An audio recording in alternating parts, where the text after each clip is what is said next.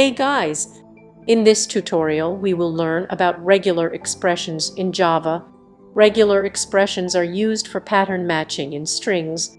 They can be used to identify if a string contains a specific pattern or not, and also to retrieve information from a string. Let's start by creating a Java program to see how regular expressions work. In this program, we have a string variable named text and a pattern variable named pattern. We then use the matches method to check if the pattern is present in the text. The matches method returns a Boolean value, which we then print to the console.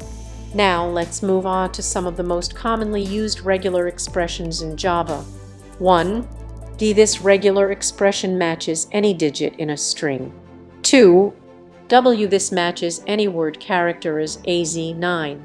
And 3.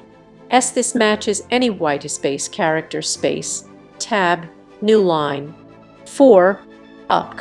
This matches any one of the characters inside the square brackets. So 5.